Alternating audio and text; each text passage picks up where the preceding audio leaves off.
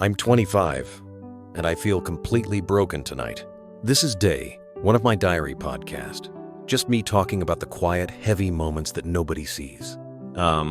So, this is day one. I don't really know why I'm recording this. Maybe it's cheaper than therapy. Maybe I just need to hear myself out loud, you know? I'm 25, and honestly, I feel broken. Not in the dramatic movie kind of way, but in the quiet, everyday way, the kind of broken nobody really notices. It's 2 a.m. right now. Everyone I know is asleep, and I'm just staring at the ceiling. I keep telling myself, dude, close your eyes, you've got stuff to do tomorrow. But my brain doesn't listen. Instead, I'm scrolling Instagram, watching people I barely even talk to anymore. New jobs, vacations, engagements.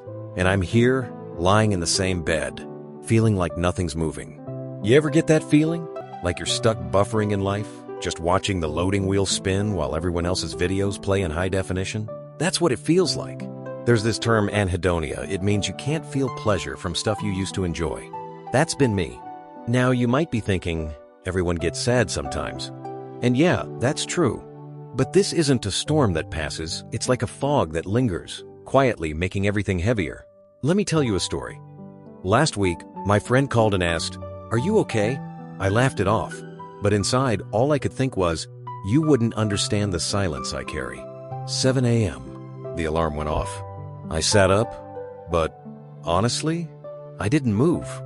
Just sat there, staring at the floor for like 20 minutes.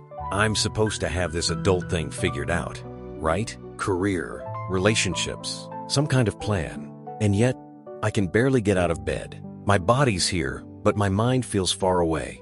Ever heard of executive dysfunction? It's not just being lazy.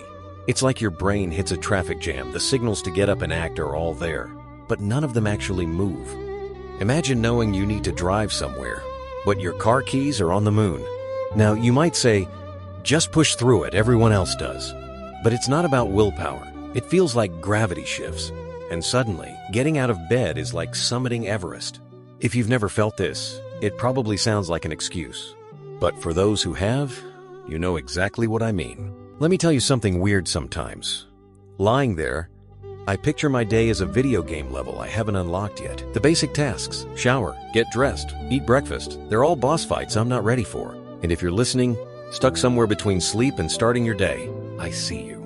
There's nothing wrong with you. The world just never tells us how hard mornings can really be. 1 p.m. I ordered food earlier. Still untouched on the table. No appetite. Instead, I'm scrolling on my phone again, replying to group chats with laughing emojis like I'm fine. It's crazy how good I am at pretending. Nobody would ever guess that behind the jokes, I haven't eaten or showered today. This is classic masking, putting on a social persona to hide what's really happening underneath. If my digital presence was a painting, it'd be bright colors, but the canvas behind it? Total grayscale. Now, you might be thinking, isn't everyone faking it a little? Sure, but some of us are running full-on simulations.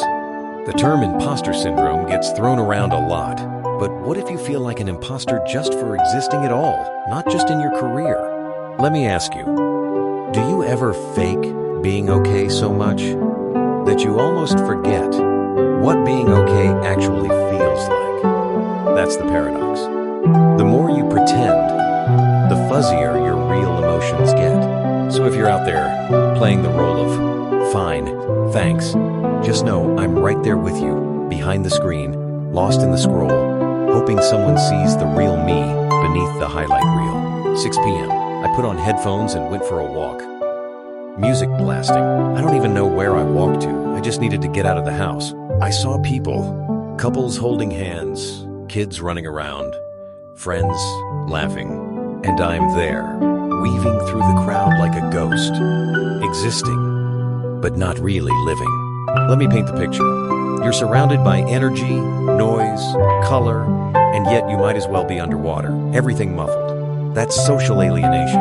It's not loneliness exactly, it's feeling invisible in the middle of it all. Now, maybe you're wondering, why not just reach out? Say hi, join in? Sure, but when you're in this headspace, every interaction feels like a test you're doomed to fail. It's easier to stay on the sidelines, watching life like it's someone else's movie. I once heard this term depersonalization, when your world feels like it's on mute and someone else is piloting your body. That's the sensation.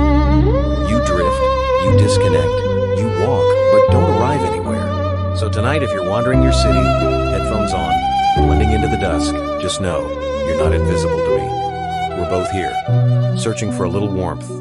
Hang in there. 11 p.m. Back home, writing in this diary. I don't even know why I bother, maybe so tomorrow doesn't feel exactly like today. I wrote down one line tonight. Today wasn't special, but it was heavy. That's it. That's the best way I can put it. Heavy. Isn't it weird how ordinary days can leave the deepest marks?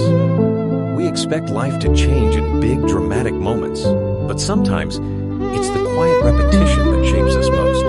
There's a psychological concept called cognitive load, the invisible backpack of stress we carry. Some days, it's just too full. Now, you might wonder, does any of this matter?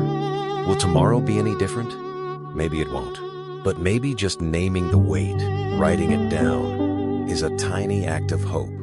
A way to say, I'm still here. I'm still trying. Let me share this. Even if today was heavy, even if you have nothing epic